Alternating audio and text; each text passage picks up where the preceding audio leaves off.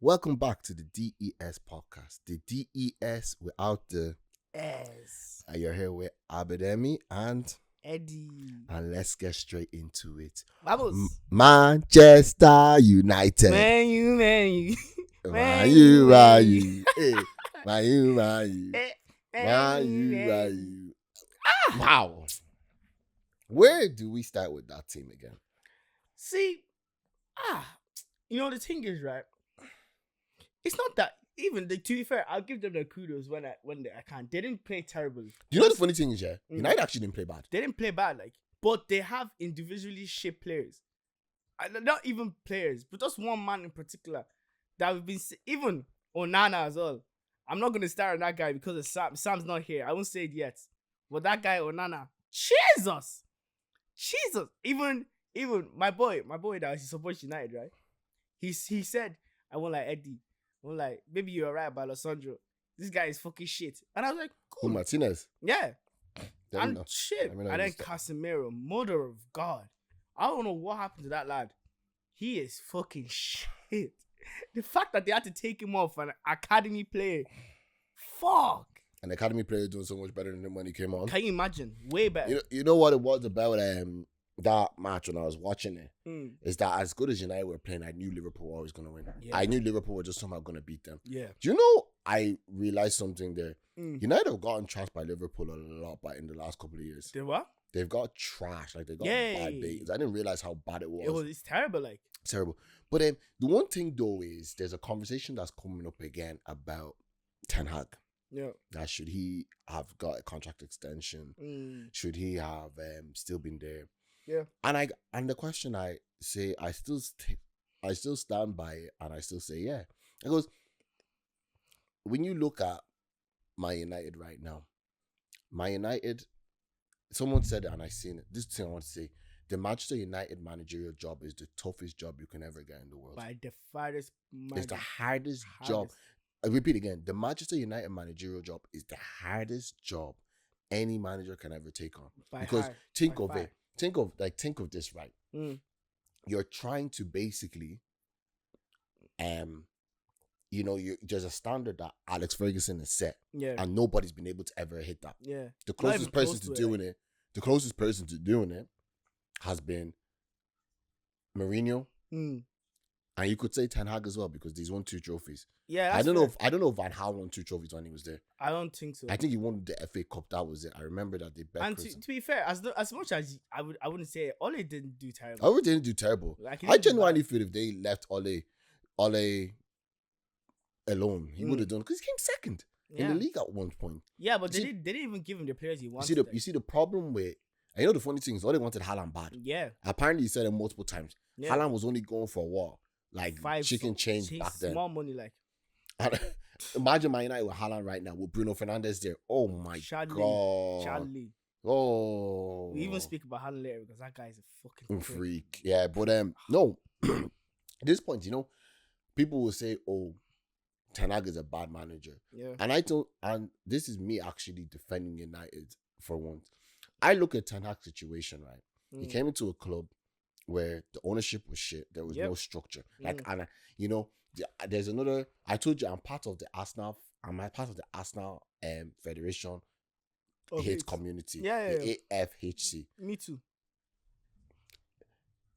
When people are saying, "Oh, Arsenal didn't have this and that," when you look at Man United, they had people there who really only cared about one thing, and that was money. They would go and pay stupid amounts of money for players that you would even question, why are you paying that money for him? Exactly. Like, fair enough, people will say Paul Pogba was worth that money back then. But do you know how silly it is in the first place for you to sell him? Yeah. I think they were even saying that they wanted to, discredit Alex Ferguson. That's why they bought him. That's what Evra said when he went on that podcast, actually. The podcast with Gary Neville. They wanted to discredit him. Yeah, or something for selling Pogba in the first place. That's why they bought him. Something along those lines. Yeah, it was something along those lines that he was saying. That's gonna be interesting. I have to watch that. Yeah. Well, no, I just find it very interesting that when you look at the Man United job and you're just like, it's like, what is the actual problem? Because structure, I think what it is, in my opinion, the problem with United is they're still thinking that they're going to be like the Alex Ferguson days again. And I think that's why, even though I'm part of the AFHC, there's one thing I would say is that when Arsenal started, they started from ground zero and built up. I feel like United somehow, some way don't want to start from ground zero. They don't want to start from ground zero. They want to start from ground 5. Yeah, they want to have, like, they still think, oh, we're still Man United. Yeah. No. They're far off. They're far. They need to be like, okay. And I genuinely think, like, why players like Luke Shaw are still there makes no sense to me. Someone that's barely played, everyday injury needs to be gone. Yeah. Casemiro needs to be gone. Rashford actually has a bundles of ability. Needs to leave Man United to get better. Who else is there? Why you still have Johnny Evans? Johnny Evans there makes no sense to me. How do you have Lindelof still there? Well, is Lindelof not gone? Nah, Lindelof's still there, man. Lindelof's still in the books. Malacia. Remember Malacia? Someone that no one's seen for no reason. No one knows what's wrong with him. No one needs to be gone. Harry Maguire. United need to get that team and be like, okay, guys, all the yous, start disappearing from this club. Quickly. Like, we don't need yous here anymore. Because United have everything to still be Man United again, but they all need to remember we need to start from ground zero. Yeah, like, and I think they need to instead of playing with their, like, they don't play with brain or heart. Like, nothing at all. You know, when you get certain teams that the only player that plays with heart in that club, in my opinion, is Bruno Fernandes. Bruno, yeah. As much as I don't like him, because I don't like him as a person, but as a player, I have to respect him. But the guy, when he ever plays with that team, he's a Mumbai. Yes, he can piss me off on the pitch sometimes, but he always gives 110% when he's on that pitch. And that's why you can respect him, because if you look at, let's say, City, or even you can even put Arsenal and Liverpool there, they don't, like, Liverpool and Man City especially, they play with their brain and their hearts. Every person on Liverpool fights for that badge, and they fight with their brain as well. They're smart guys. They have nice. City don't even play with heart. City just play with brain. City play with brain. They have Pep Guardiola as a manager. Like, they only have brains. Like, every single one of them. Like, he built them to the core. Like, they're beautiful football. Like, and Arsenal, they play with too much of their heart, and that's why they will never win the league, because they don't have any brain when they're playing. Yeah, that's true. You know what I mean? So, like, there's nothing you get. You see, United are so far off it.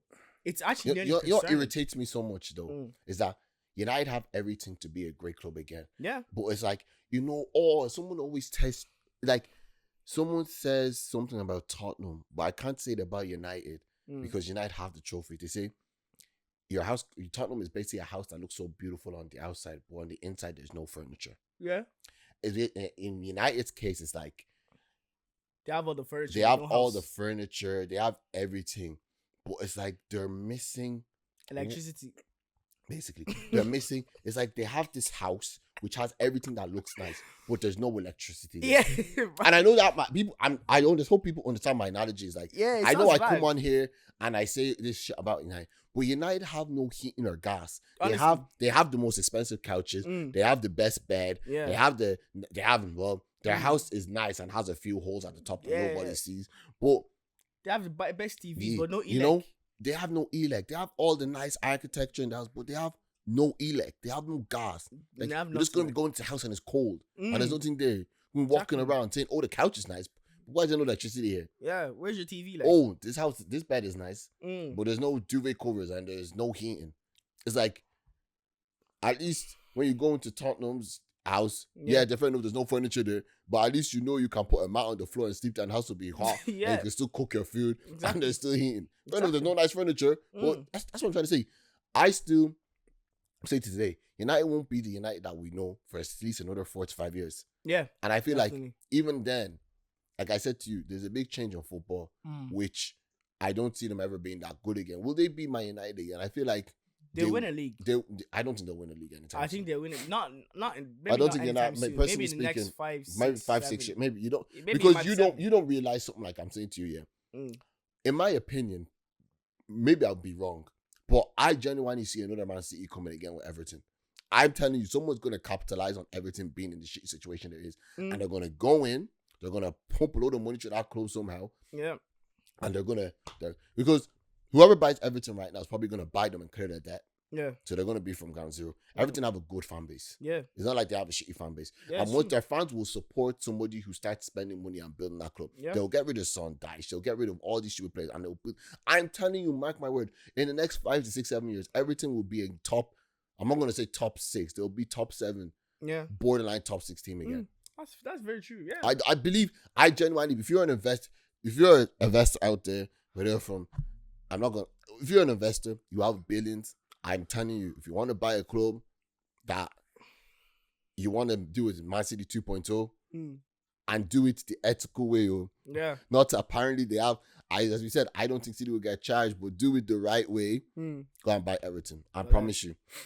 But back to Man United, like we were saying, I just seen that match and I just watched, and you know what it was? You watch football matches and you're like, who's gonna win? And I was watching that match and I was just like, even as good as United are playing, I knew the minute Liverpool got the ball, it's gonna be long for Man United. Yeah. The minute that Liverpool started talking, and you just seen it from minute one. Yeah. Who scored first again? Trent. Yeah, Trent was offside. No, Trent scored the first time. That was offside. But who scored the first goal? Luis Diaz. Luis Diaz scored the header. Yeah. Then it was Luis Diaz again. Luis Diaz. Then it was Salah. Yeah. I just seen it, like the way they were just even pinging the ball around so easy. I was just like, but the thing is though, I was fucking surprised. Liverpool went from playing counter-attacking Jurgen press football to keeping the ball like that. Yeah, but that's Slot football. And they're keeping it pretty well. And that's why I like it, because Slot has his own play, like the way he plays football. And he interrogated that. That's not the right word. Integrated, thank you. Integrated that football into Liverpool that quickly. Like, I saw this on TikTok and it was so funny as well. This is Ten Hag's 3rd season. This is Arne Slot's 3rd match. Right? And he bet them in Old Trafford. He bet them in Old Trafford, right? That's a good title, you know. Yeah, you know. This is Ten Hag's 3rd season and this is Slot's 3rd match. Imagine. And he won 3-0. You see how many 3-3-3s there? No. United fans, well, actually, for once in my life, I'm not slagging your team. I genuinely want to know. You people let me know. What is the problem with Man United? Because you have everything to be successful. You have the money. You have the brand. You have the fans. You have the names as well. In theory, you have the manager. So are we talking that it's the players? I think it is the players. I think, you know what it was? Do I think all those players fight for the badge? No. I don't want to say yes and I don't want to say no, but in my opinion, the only players I ever see fighting for the badge is Bruno Fernandes. My United fans might say, I don't watch United every week. Maybe I'm wrong. Maybe you could say Maguire. Because no matter how bad... Yeah, Maguire as well. Because no matter how bad or good he plays, he still tries to play his best. Yeah. Maguire is not my United football player. I've already said from day one. He's a good defender. Yeah. He's like a Leicester City... Leicester City when they were good back in the day. Yeah. He's like a West Ham, maybe Aston Villa type defender. But like,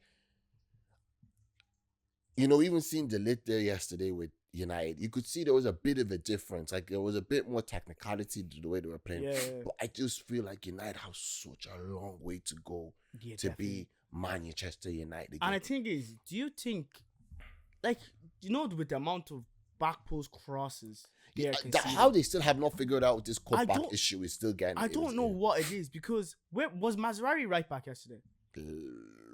Or was it Dalot? Right back. Mazraoui was right back and Dalot was left. I'm not 100% sure.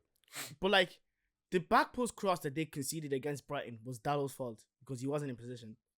Yesterday was definitely Mazraoui's fault, because it wasn't just Mazraoui's fault. There was 2 man. That first goal, there was 2 man free at the back post. That's the first time I've seen that in top flight football in a long time. The way they defended them 2 plays. I'm just like, what? I don't know if it's tactics or if it's the players that are switching off completely. I don't know what it is. But I don't know with United again. See, I just feel like even Menu, the way he got bodied by McAllister yesterday, I had to laugh. But I didn't know he was going to score. When Salah scored as well, Onana, I don't know what he was doing. But that goal, high. Which one, the first goal or the second goal? The 3rd goal. When Menu got bodied by McAllister. And then Salah scored that first time finish, whatever. Sorry. Mazraoui was playing right back and Dalot was playing left. Mazraoui was playing right back. Mm-hmm. See, that was terrible defending by him because there's 2-man free there. Yeah, but like Casemiro, I don't understand what Casemiro was doing. I think Casemiro just likes too much early puff. I think Casemiro, I see, it's like, we're going to get onto something as well, but like, just finishing up with the United thing, it's like, when I watched that match yesterday, I was like, there is something not right in this football club. There is something very not right. Because, like, you know, we were sitting here praising Ten Hag for winning trophies and saying he's better than Arteta, and I still stand by it. Yeah. Because he's won 2 trophies over a manager who's the king of coming second. Yeah. People might say I hate, you know, things. Yeah. I hate, the reason why I get so annoyed with Arsenal fans, and this is not even just me trying. People will say, I'm not even going to use this as a clip or anything. If you watch the podcast fully, it's more because you don't look at the reality of things. Yes, he's made your team better, but the amount of money he's spending on winning nothing. Yeah. Yes. I will catch up on them though. Yes. He has all these players playing good, you know, but he doesn't use any academy players. You know what? And I only realized that how many academy players, like you said the other day, Smith Rowe, Saka, I don't know if Reece Nelson was Emery. I don't know if I'm not too sure yet. Saliba. Smith, like, I don't know. He could have played a few other. Yeah. You sold your best striker to Man United, your rivals. It's like, yes, there's good to Arteta, but when is my thing with them is, when is enough going to be enough that we're actually sick of Arteta at this point? I don't know when then. Because I know one of my friends said he doesn't care. Arteta's just made football better made football better for us. Yeah, but like, if you're playing good football, when do you come to a point when you come to a point when you're sick of losing? It's like when Spurs it's like when Spurs sacked Pochettino. It's like, fair enough to say Pochettino didn't get a lot of money to spend. Yeah. But back then, spending the money, like back then, yes, the blame could be put on Daniel Levy. But I turn around and say, okay, but what needs to change for these players who are here, who people are, when you actually look at Tottenham's team, people can tell you that was a pretty decent team, and any other manager might have done something different. Yeah. When do you know, and Levy, as pissed off with Levy probably wasn't happy sacking Poch, but the question is, when is enough going to be enough? You know, when is so much going to be like, okay, we've actually let this guy spend this amount of money, and we have to get him out of the club. We, like, that's my thing. You know, when it comes to all that stuff with Arteta, that's why I say, yeah, people might say Ten Hag is not doing well with United, but I'm like, he still won 2 trophies. Yeah, fair enough against Liverpool. That's crazy. He's got mauled by Liverpool, like. I know. It just needs to come to the point where Ten Hag, when I think he even asked the question, like, is there even a point to me being here anymore? Yeah, because now that you even say that with Ten Hag, right? Is it his tactics as well? Because I don't think because everyone, if you see what all let's say the original top 6, you know, the top 6 I'm talking about anyway, right? Everyone knows how everyone plays by United. And I don't know what it is about Ten Hag's tactics, because the way, if you saw Arne Slot, right, he explained Ten Hag's tactics and how they broke it down there yesterday. But I didn't even understand Ten Hag's tactics. He pressing in a 4-2-4 this year or something like that. But like, when they have the ball, I don't know what type of football they play, because no one understands. Maybe Sam will understand it when he comes here. But even Sam, I know he'd be confused when he's talking about that. Because you see, when I'm looking at nice formation now, it's 4-2-3-1. But yesterday, it was just so messy. I was just like, what is... It's like for the first 20 minutes, they were playing well. But like, I just still felt like it wasn't a team effort. I don't know what it is about that team, but it's like when you see City, you know they're playing. City does play a lot of possession-based football. When you see Arsenal, I don't know how to explain the football they play, but you can see what they're doing. Yeah, you can, yeah. Chelsea, possession-based. Tottenham, high line. That's just high line. High line. Tottenham basically praise so high so they can press the team so back. Who else is there? Am I United? I genuinely don't know what their tactics are. And I think that is what there's no identity to Man United. Yes. That's what. There's no like we're playing Man United and they're gonna play counter attacking. Even if you're playing counter attacking football, I'll be like, okay, counter attacking football. I know is you play deep, you want the team to push up And then you counter attack. you play through the gaps and you look for the space between the wingers. And to be honest, it worked. Like it's sometimes if they did that, it could work. Like because they have fast. The counter attack, play counter attack, but you have to play counter attack in football. Stop trying to play counter attack in 1 minute and then try to play possession plays 1 minute. Play your football, play your identity. You even see Postecoglou says it. Look, I'm going to play what I play. And if no one, and basically says, I'm going to do what I want to do. And I don't care what anybody says. I'm not going to change my tactics for anybody. Yeah. This is how we're going to play. And this is Tottenham. And he only buys players towards what he wants to play. But it's like, United just buy any type of player. Yeah. Like, to be honest, their signings this year doesn't make sense. Xerxes as a striker makes sense. Yeah. I get that. I am. He's not terrible, but he needs Mazzarri, I didn't get. I felt like they could have got someone better. Yeah. I felt like. But Mazzarri was cheap as well. Yeah, Mazzarri cheap. 15 million. Delay, I think they should have paid the money for Brad White.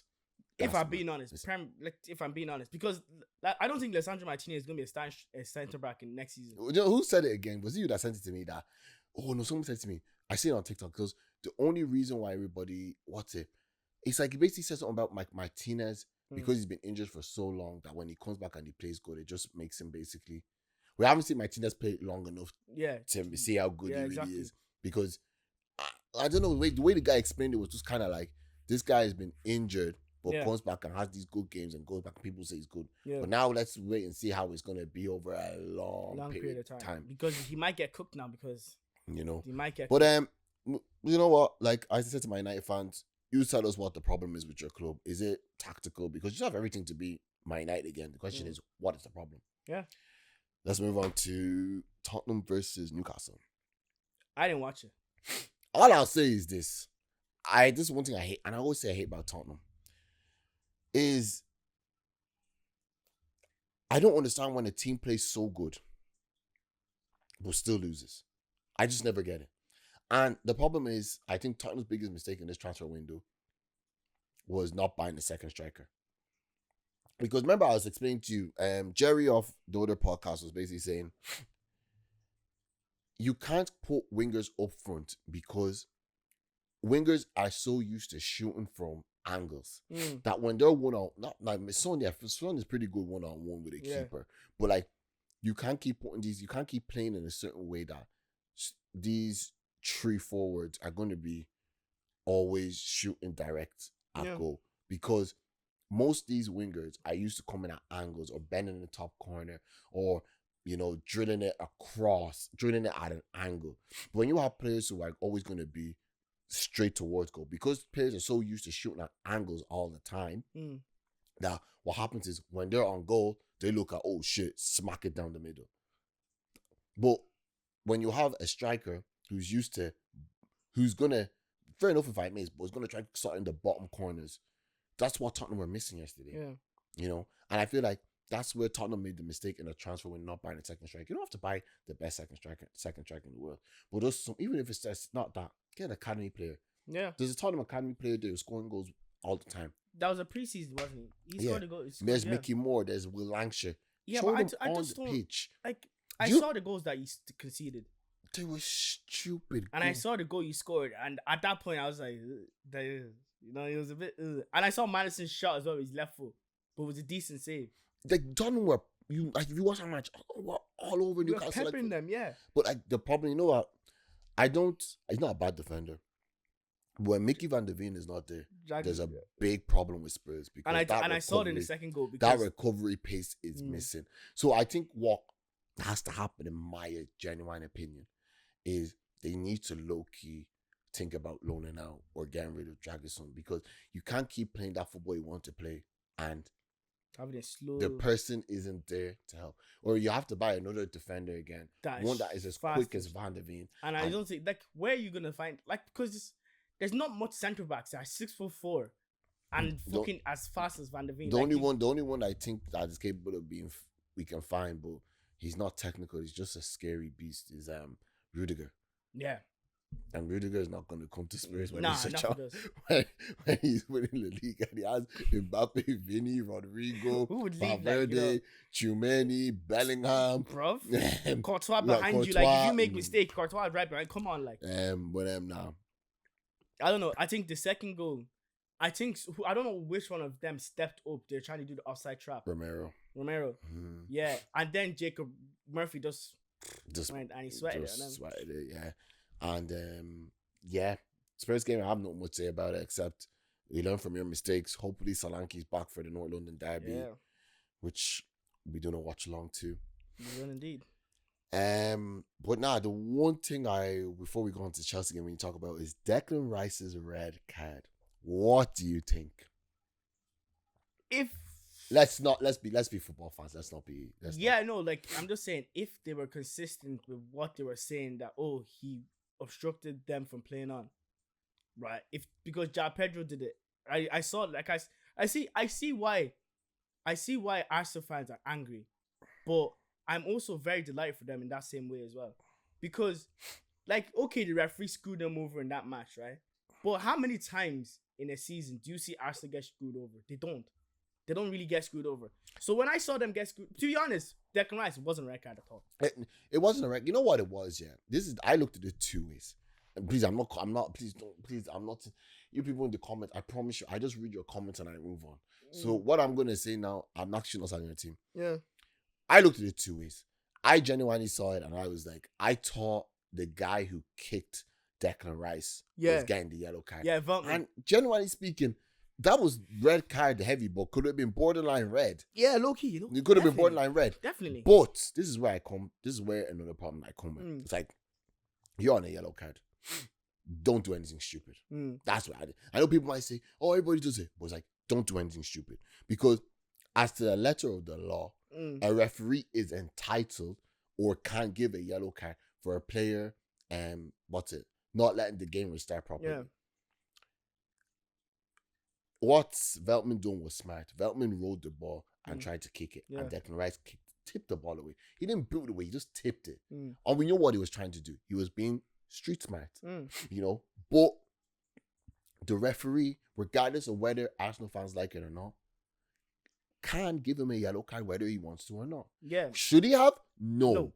But he can. Yeah. And that's unfortunately what happened. That's what the rules. We're not here saying nobody. I don't think there's anybody who looks at that and says, you know what, that was right. João Pedro booted the ball away. Yes, we're all aware. And should he got a yellow card? Yes. And he was lucky as well, because if he got that yellow card, he could have got sent off, because I know he went screaming back in the referee's face. It was like 10 minutes before the match ended.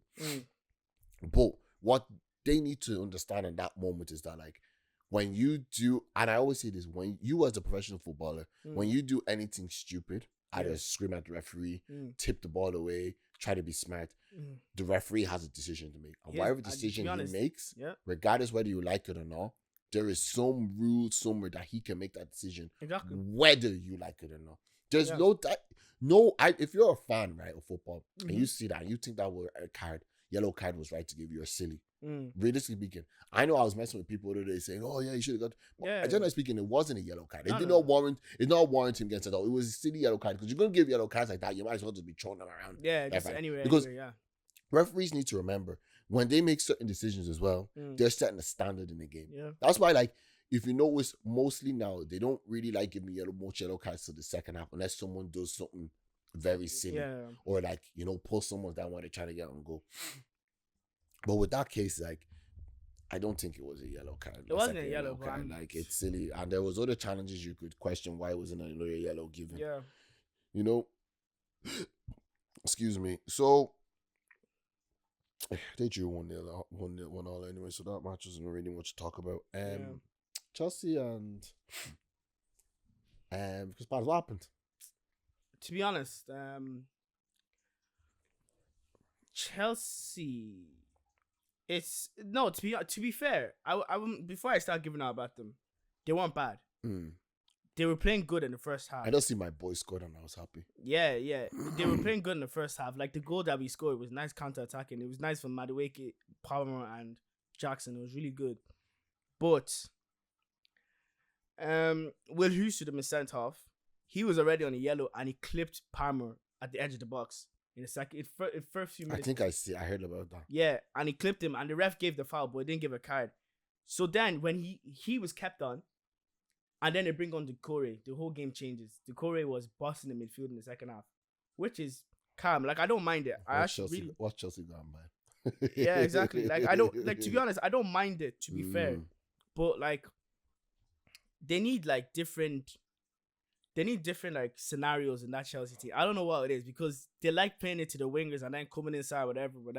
But once a team takes Palmer out of the game, wait, it's long for Chelsea. I'll be so real. It's so long.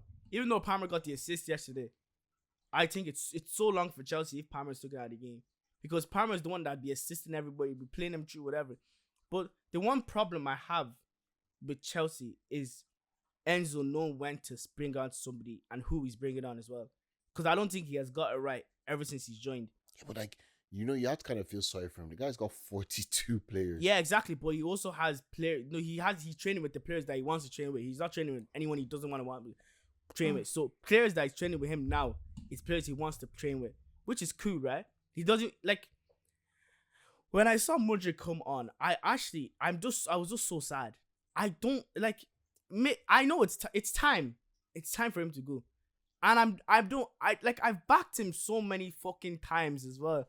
I've backed that guy, but Ukraine Bolts has to go, blood, because now Sancho is coming in. I take him as Spurs. Yeah, I'm crazy. Yeah, I No. think Sancho coming in now puts Mudryk's time at limit. And yet again, I don't know why we got Sancho. I didn't want him personally, but if it was Bro, if you're getting the Borussia Dortmund Sancho, that's what I was gonna say. I was saying to Sam, like Sam's my witness, like maybe he would lie now. But when United got Sancho, I was pissed because I wanted Sancho myself. But alone with obligation to buy 25 million that they paid 70 million for, I'm okay. Paid 100 million for Sancho. Now it was 70 million pounds.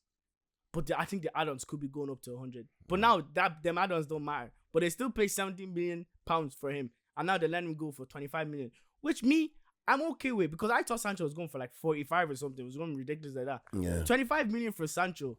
I think it's 20 with 5 add-ons or something like that. I would take it, but I don't know where he fits in. Then you have Gusto is very, very good. He's very, very good. The only problem I have with Gusto, he cannot cross the ball. I don't know what it is with him. His crossing is fucking diabolical. Everything else about his game, even left foot, right foot, inverting, defending, whatever. Like, he made one nice tackle against Eze yesterday, right? And everything he does is so good. But when he's crossing the ball, it's like he forgets who he is. Like, and last year wasn't a problem. This year, his role has changed, which is fine. But I need to give him time. It's 3 games in, I understand. Because Chelsea were playing good yesterday. I would give them that. They were playing good. But once everything, because now, by January, I promise you, I know I'll come back on this podcast and say, why did we not buy a striker? Even though Jackson scored, yeah. I will still come back and say, why did we not buy a striker? Because honestly, I have a lot of love for Jackson, if I'm honest. But I think he's a second striker. I think he shouldn't be starting as a striker. He shouldn't be like. So do you think you should have got Ivan Toney?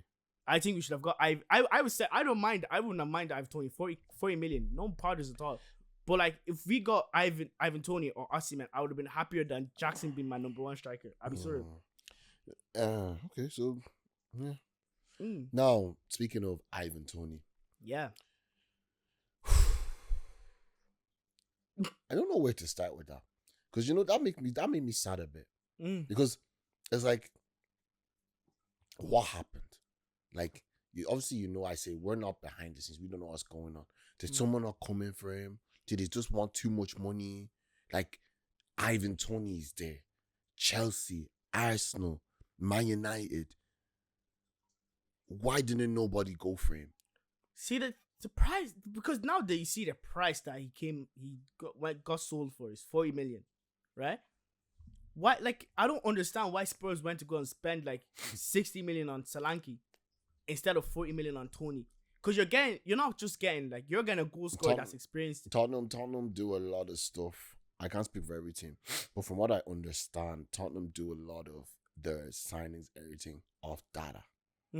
So if the data is saying to them, obviously it's not only going to be off data, it's going to be off a lot more, but a lot of their decisions is data driven. Yeah. If the data is saying to them that, well, Solanke is better than Toney, X, Y, and Z, this is what Postecoglou is looking for. It's not a player Postecoglou looking for. Because don't get twisted. I would love Ivan Toney at Spurs, but the one thing we have to remember about Ivan Toney as well is he hasn't played football for a very long time. Remember, he had the ban. Yeah, but he came back in January. He came back in January, but Solanke had just scored 19 goals and 3 assists. Okay, that's fair. You get what I mean? It's like, yeah, no, I do understand. It's like, yeah. yes, we know what Ivan Toney can do and could have been, but the question is, did Tottenham in their eyes have enough data to say this is the player we want for a Postecoglou? And Ivan Toney, seeing him play, he doesn't really. I'm seeing Solanke play. Solanke will keep running. Ivan Toney doesn't. He doesn't really press. Doesn't really press. But then you look at Arsenal. Maybe. I spoke to Arsenal fans about this, and they said they would have taken him, but they just don't think he's an Arsenal player. Yeah, which is fair. fair. But like Arsenal now that have covered Kai Havertz, I don't know what the fuck he's I don't know why he's drinking, but he's starting to score goals, which is jarring me so bad. It pisses me off so badly. Shut up! The guy's goals won you a Champions League, man. Regardless of anything. No. I know. To be honest, I do like Kai Havertz, but he's playing for Arsenal now, which I don't. Sorry, just circling off there. I just want to speak on the Tony thing for a minute. Yeah. I was so sad because I was just like, you had so much potential to sign in the Premier League if you just went to a better club. And it was just like, I wish, like I remember I kept saying to you and Sam, if I can get Tony and Eze at Spurs, I will be happy. But obviously I'm not getting any of them. But going to Saudi was just like, it was a bad decision. It was like really. I know Brentford probably wouldn't have really played them anymore, but it's just like, are you really telling me that no one came in? Because if it's about money, okay, fair enough. Your decision is your decision. Yeah. But if it's about player. It's like, what was it that made you not want to go to any other club? Because someone I've been reading a lot of good points about the Tony thing. Someone said, at the same time, like, you have to remember, Tony's 28. He probably only has like 4 or 5 years at another top level club. Where they were paying him maybe 100,000 a week, maybe. But when you're going to Saudi Arabia, you're getting offered $1 million a month, no tax. Like no one in that. I will go there if I could still play football to a decent level, and someone in Saudi said come and play there for 10,000, 20,000 pounds a week. Guy, you will see me gone. I wouldn't even look at anybody. I promise you, I'll go, boys. We'll do FaceTime on podcast. I'll say like, but Ivan Toney is getting offered stupid amounts of money. Yeah. No tax, no nothing. Like, I get it on his side as well. It's probably like, the money I'm going to get here is going to set me for life. Yeah. And he's not going to have the stress of people bringing up his gambling, people talking about his life. Yeah. That's and I think maybe that's why the people go to Saudi a bit. Yeah, fair enough. People can turn around and say, oh, he's going to Saudi Arabia, he's only going for money. Yeah, but you don't know. He might be going for peace of mind. Yeah. Like, imagine Ronaldo when he was at Manchester United, every day headline this, headline that. I'm not saying Ronaldo's not still a good player. I heard he scored a hat-trick there in the Saudi League the other day. But when do we ever hear a bad headline about Ronaldo anymore? No, you don't. And I'm telling you. Sorry, say what you want to say? And he's happy. And to be fair, it's happy out. But I also think that football only keeps you to a certain age, and after that age, you can't play. Like, you won't be able to play. And then what comes after football? Because since you're doing in football, if you don't keep your money correctly, right, it only comes to punditry and being a manager or being a coach or something. Look at the players. If you look for the example, like that Arsenal player, the one that's like the richest footballer, is it Flamini? Yeah, I don't know. One of them is like a billionaire now. Yeah, because I think that's the problem when it comes to football. People, I think, I'm not a footballer. I can't tell you how to use your money. But from us seeing outside in, no one is here telling you no one's saying that just don't spend your money your own way. Yeah. But if your guys are making stupendous amounts of money, go buy a few houses in places, rent them out. Go start a small business. Look at Podolski to start a small kebab business. It's now blown all over Germany. Yeah. Look at like, let's step away from football. Israel Adesanya has a house in the state in New Zealand. I'm not saying don't spend the money. If you want to buy all the nicest things, do it. But at least have a couple of houses there for a rainy day. Have a plan before you retire. Have a plan. Because like there's Even if you don't want to have a pension. yeah, exactly. Fully have bro. a pension. Because I remember what's that guy's name? There's a footballer that played for United that he went completely bankrupt. I am like 2 years ago or something, and I don't remember his name. There was one footballer, I think it was Wes Brown. Oh yes, I think it is. Yeah, and he had to fight bankruptcy. Like as much as football is, like you only get paid to a certain age, like, and you only get like if you're 30 now, because of Saudi is still a thing now. If you reach 30, and then you can go to Saudi, and then you can be set for life. Like it's not like it's Wes Brown. Wes Brown, yeah. So like, he had to fight bankruptcy, and he was a footballer, and you would think he would be making P like, but now see what footballer are making now. There's a lot of young players in the world that are making P, right? And there's a lot of young players in the world that like to party as well. A lot more. Everybody, I know your brother as well will probably be there. It's investment. I'm not in the mood of like smash. I'm like, and I remember the time I told you, I said, if I was rich, I want people to know. I've changed my mind completely now. I don't want anybody to know. Now you all hear me when I say that's why I will dress the same. If I was a millionaire, I would dress like this. Bro, and no one would know. I don't even think I'll buy new clothes. Honestly, I'm not even think I'll keep it. Once my mom and my family and my church is good, I don't care. To be honest, I will have one suit. That's the only suit I wear. I won't lie to you. I don't think I will wear a suit.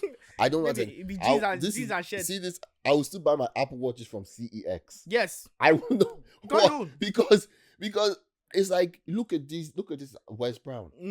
There's multiple examples of footballers doing this. Yeah. I've watched them. I always watch them. If you can't pay, we'll take it away. I've seen footballers there that they come to take their stuff. I'm like, I know, and there's a saying that Jerry says, which is true. He says, we can say all this now until we're in that position that we won't know. Yeah. But I think, obviously I can't say, but if I was in that position, I think me personally, I would be too afraid that if I mess up this money, what happens? Yeah. Like I said, once my mom is good, once church members are good, and once my family is good, me, I'm happy. Once everybody's no one in debt. Because at the end of the day, brother, we have to make sure we're examples to these kids that are coming up. Because this next generation, I'm so sorry, this next generation, man. Yeah, we have to pray. We have to do some fire anointing prayers. This generation is bad. It's cooked. But I'm sorry. We're not here to give you. I'm not here to give you advice. Just football. That's football. But speaking of, so Ivan Toney, look, I wish you all the best in Al Hilal. I hope I pronounced it properly. But I just really wish you stayed in the Prem. Victor Osimhen, what is going on with your mom? Kilo share. I'm saying it to you, Yoruba. How are you being so stingy? He's an arrogant prick, man. No.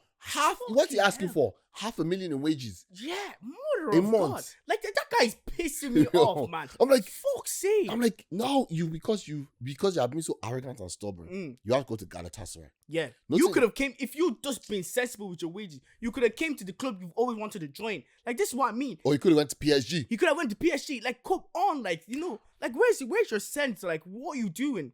But like, we were waiting to the last stage to get you. You could have easily just said, okay, fine. Because there's bonuses in there that could have put him to where he wanted to be. But if he just played like he wanted to play, and he was scoring all them goals, he would have been making the P and he would have been happy. Now he's going to be making a P and he's going to be sad. You're going to the Turkish league. Do you know how racist that league is?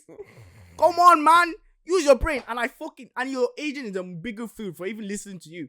Like, because you and your agent, man, are stupid as each other. As stupid as each other. What goes through their head when they're doing? What's the agency?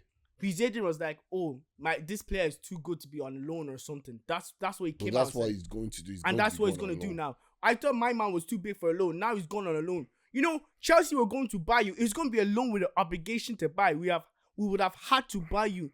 The club that you've always wanted to be. And now if he goes to Galatasaray, wallahi, I don't want to see him at Chelsea. I promise you. I think Chelsea should go for another guy, and I don't want him anymore. Because you and Sam know how I wanted that guy. I was at work, checking my phone every 5 fucking minutes to see if Osimhen had signed. Then when I saw Sancho sign, I was like, oh, for fuck's sake, man. What is this? Now I have to look at Chelsea without a good striker again. Like, Chelsea has spent £1.5 billion, and we don't have a good goalkeeper or striker. When will it stop? You know what I mean? If Osimhen said no, go for another striker. You know what I mean? You know, he's too big headed. Right? He's too big headed. Yeah, and especially I'm not no disrespect, like Napoli. It's like you were at Napoli, bro. Yeah, you played well there, bro. You might have won the Scudetto, but Yeah, that was 2-3 years ago. bro. It's like if this guy was like a Real Madrid or Barcelona, that's called Madrid, or I would say okay, he has a foot to stand on. Yeah, but like Napoli, they didn't even do well last season as well. Yeah, I think they finished like 8 or something. Like you finished 8, right? And like you know, this is the type of thing that if I put out on the TikTok, I know he like if you've seen. And I don't care if you've seen it. Like yeah, fair enough, he's in a better place financially than me. But like there needs. Maybe we're wrong. You know, the funny thing is maybe we are wrong. Maybe we're not hearing something. Maybe we're not hearing something. Because people always have to remember, we have to go off, unfortunately speaking, what we see on Twitter from likes of Fabrizio, David Orenstein. Even DeMarzio. You know?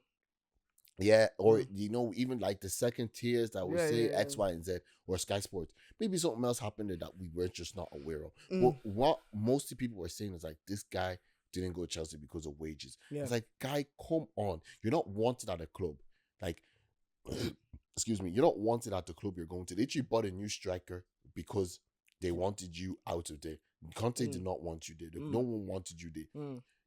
You could have went to Chelsea. Even if Chelsea didn't play, at least you know you're somewhere where you want to be. You want to be, and you don't have to deal with that bullshit. The thing is, because we've been waiting for you for such a long time as well, the fans will fucking love him as well.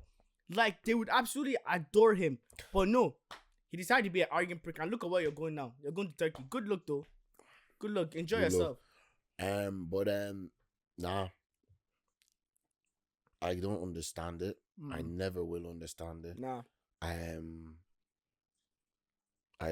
The Sancho thing is interesting, but we'll see how that plays out. Obviously, we'll see. Probably he will play next week. People think that it's Modric's time is up. We'll wait and see. Big game in the next 2 weeks, the North London Derby. Yeah, that's going to be a good game. I always say I never comment on those games. I just wait to see when they're finished. But me, I'll comment. I think where is it? It's Tottenham Hotspur Stadium. There's no Declan Rice. It's going to be probably Jorginho and Partey. I'm not speaking because if I start speaking, you know, I know these people that are actually going to be starting because of the rubbish I'm saying about their team. I'm not saying anything. I'll see what happens during the watch along. If we win, we win. To be honest, like I said to people, I just don't care anymore until after 20 games. Yeah, like, I love seeing my team play, but until after 20 games, I'm not going to be judging because we see it all the time. Our teams will do well, and then City just come. Like what is the point? I'm okay with Chelsea playing bad because I know we won't win the league because he's there. You know, but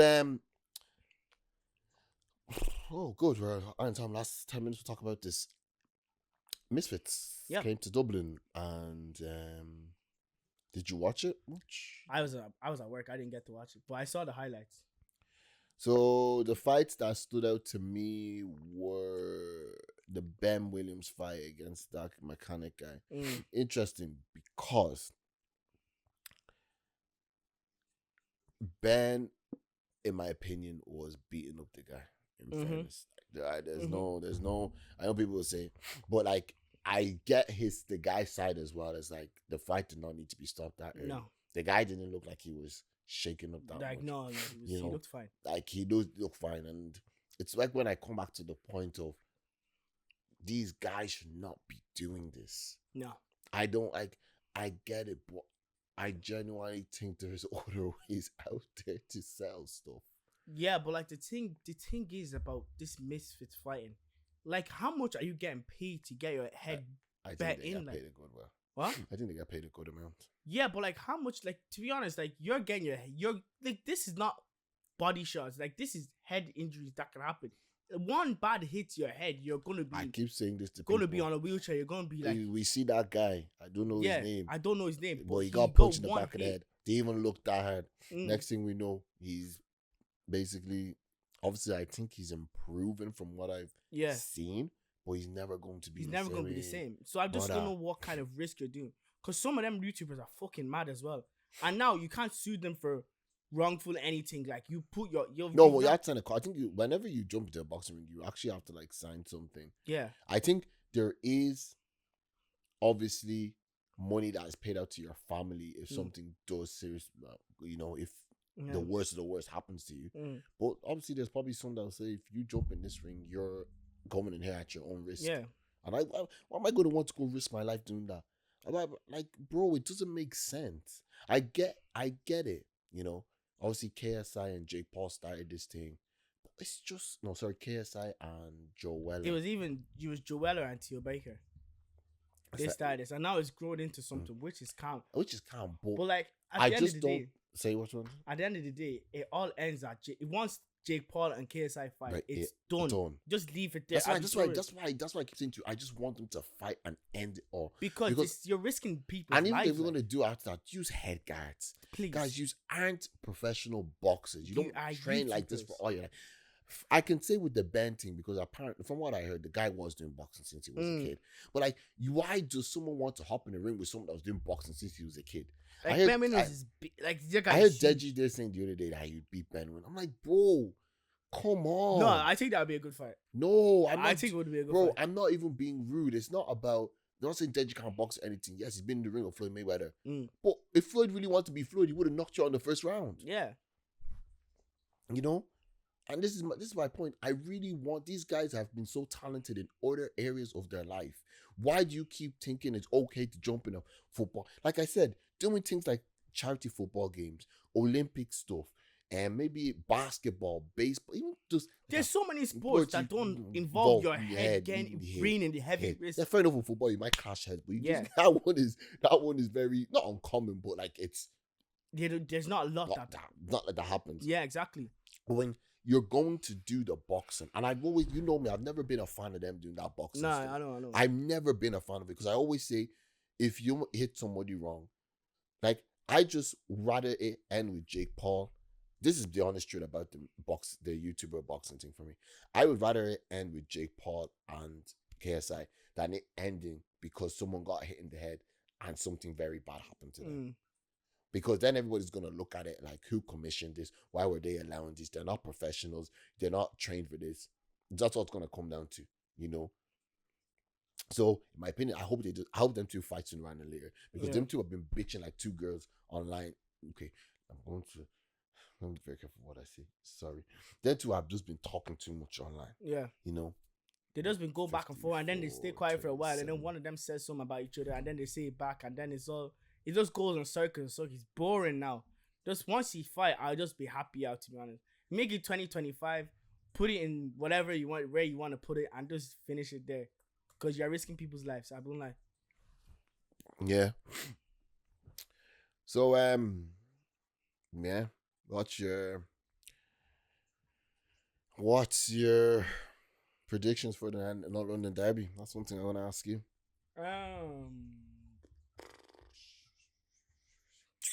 Depends on who you play right wing. Because I think that's I think that's the worst position for Arsenal. Left back. I think they're both our left backs. Calafiori, don't know anything about him, but I don't think he's great. And Timber, he's just getting back into the flow of things. If you could get somebody on that player, one-on-one, it's gonna be Brennan Johnson or Kuleveski. If you're against someone one-on-one, charging at that guy, I think they should play the new guy Odeberta because he's been playing really good. Yeah, if you can get a one-on-one, or winger. If Solanke is back, it'd either be Son. It could be Son. Oof. Yeah. And if you get someone on there, and you just need Madison to be on his game that day, and then bro, I'm not becoming a big fan of Madison anymore. I'm being honest. You get sick of him, right? I'm not getting sick of him. You know, I think I always say to you, this is why I want Eze. Madison, I know he's a brilliant, like he's really good, but there's just something about him. Sometimes I'm just like, he just tries these passes or does these things. I'm just like, it's just necessary. Hitting the ball outside of your foot, trying to do these passes, and it's just like, why is it not that some footballers can just beat themselves and do that crazy 60-yard pass? Yeah. Get it back in. You're trying to do all these outside. I'm like, no. So I always tell people, I want Eze on my team because sometimes I don't want the pass. I want that guy to run through and smack the ball, take someone on, a few skills, 1, 2. I don't know. Sometimes just Madison, I'm just like, I know you're better than this, but you're just doing unnecessarily too much. Don't know. Shit. I say it'd be 2-1. 2-1 Spurs. 2-1 Spurs. Yeah. And then I think it puts pressure on Arsenal. If Spurs beat Arsenal, I think if Spurs beat Arsenal and win the next game, and if Spurs beat Arsenal and keep momentum in the next game, I think Spurs are going to do a play, win a load of games. But my team is just after 20 games. The Arsenal and Tottenham game will be a very interesting game. Yeah, because it puts a lot of things in perspective as well. Yeah. Because City haven't lost a game yet. And then Haaland fucking had. Oh, that's what we want to talk about. Haaland. Jesus Christ. Fuck all you people in FPL that made me go and be like, you know what? Let me not be one of them people. I'm too big for Haaland. I'm too good for Haaland. You know how many points you people cost me? Yeah. You know? I even went to go and put Solanke. He's injured. I saw everybody put Solanke. I was like, me too, I'll put Solanke. Guess who else I went to put? Ivan Toney. Imagine. Otilo. Imagine. I don't know what it is about that lad. Back-to-back hat-tricks. And you know what the thing is, right? Last week, he scored outside the box. I've never seen him do that before. Then this week, I don't know what he put in that second goal he scored. That he bullets that thing. Somebody said something very interesting about Haaland. They basically said before we could never say Haaland and Mbappé are near each other. Yeah. But they said now we can. Yeah, definitely. And you know what's even going to be more scary? Real Madrid have a lot of money they can spend. So if they really want to, if Real Madrid really want to, they could say, you know what? We're going to have to sacrifice one of you boys. Rodrigo, maybe you should go. Mbappe, go back on the wing.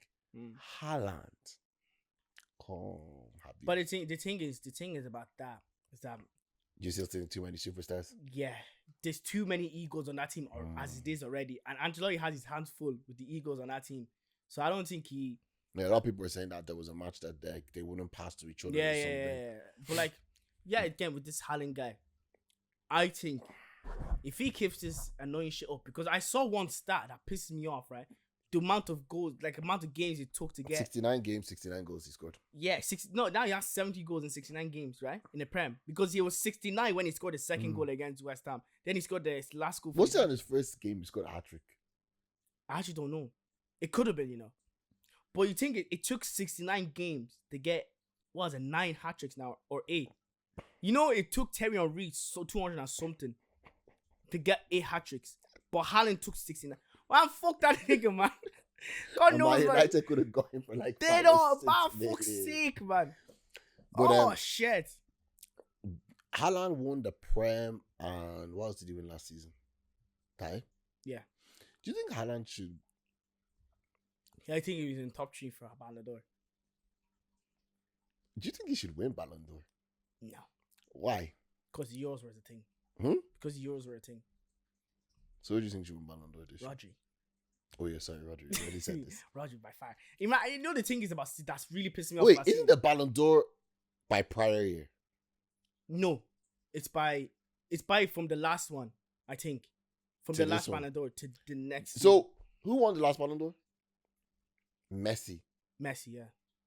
Was that the year that the year they won this Champions League, the Premier League, and the FA Cup? Yeah. Okay, no. That's what I'm sorry. My dates were just mixed up. For some weird reason, I thought they won the Champions League last season. I was like, no. So it was Real Madrid that won the Champions League last season, and then Messi won.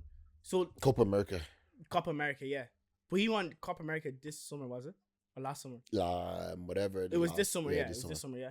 So so I think it's from last season when Messi won it. So when's the Ballon d'Or? It's around November or something. Yeah. Something like that. Yeah. So from then to now, I think he has to be nominated in top 6 at least. Messi? No, Haaland. Oh, Haaland needs to be in top 3. I think it should go Rodri, Vinny, and Haaland. Why Vinny? Because he won Champions League and he played very, very well. He's been good. You know what I mean? Yeah. So was Haaland. I just think Haaland. It's because of the Champions League run when he should have done better. He should have scored. He should have been in better positions. There is still, and it's annoying as well, there's still 2 centre-backs in the world that can mark Haaland. Who? Saliba and Rudiger. Because Haaland hasn't scored against Rudiger or Saliba. every time. I think you see the thing is that's the one match I think Haaland doesn't use his head. No, he always I think he's thinking too He much takes it about too personal. Yeah, You know that's one thing I have to. You know we can say Arsenal they all play with their hearts. yeah. But that one guy, That one guy. Yeah, he actually when they say, and I have to be honest, he's the Rolls Royce of a defender. yeah. But the thing is, I think there's a lot of things that Haaland breaks. He breaks the yoke every time he does it. So if he plays against Arsenal again, oh no, he's on it. he's on it. Like he's going to be. He's going to deal with Saliba. Yeah, that's my fear for Saliba and Gabriel. Gabriel Haaland will deal with him. And you know the thing is about City this year, they have been without Foden and Rodgers for this. Forget about them. They have AIK Gundogan. Have, that's the one that is giving me a headache. And now the thing is, right, once Gundogan comes back into the starting team, when Rodri comes back in the starting team, you know, I don't even think Kyle Walker is going to start again because of the way Rico Lewis is playing right now. Kyle Walker should just come back to Spurs. I'll take him. I'll take him. I'll just try to take him. Just come. Just come. So now, when you look at the Premier League and City don't even have their best players playing starting yet, you get scared. I don't care if it's the first 3 games. When it comes to Pep, it does not matter. That's true. It doesn't matter. I don't see, like, right now, I don't see a team beating City this year in the Prem. I don't see the way they're playing in these first 3 games. Spurs will BC. You think Spurs will BC? It's like Tottenham's bogey teams is Wolves and Newcastle. Yeah. Liverpool's bogey team is Crystal Palace, if I'm correct. Oh no, it's okay. Arsenal's bogey team, I don't know who their bogey team. Aston Villa. Yeah, which they bet this season already. Yeah. Your bogey team, I don't even know who it is. It's last year it's Nottingham Forest and Brentford. Guys, actually, I'm looking for who is everybody's Premier League's bogey team? Because I know Spurs is Wolves and Newcastle.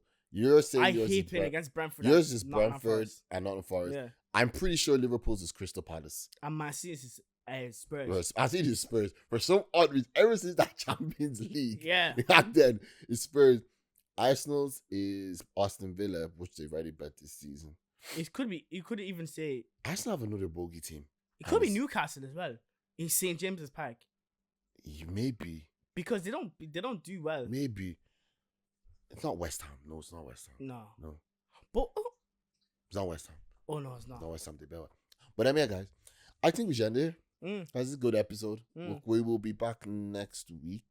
Obviously, thank God I understand. I'm going to tell you my shifts as well. Yeah. So obviously, we have to understand what stories with you. We'll talk about that after. Yeah. But guys, we will be here not this Sunday. Next Sunday will be the watch along. Hopefully, we'll have all of us Arsenal Tottenham game. South London Derby. Those are the watch alongs that you see were just tests, so don't mind. I just want to make sure everything works, and that's it. Guys, thank you for if you watched this far. Thank you. Once again, thanks for the support, everybody. Good or bad, we love it. As we always say, take care. God bless. Have a good day. Good luck.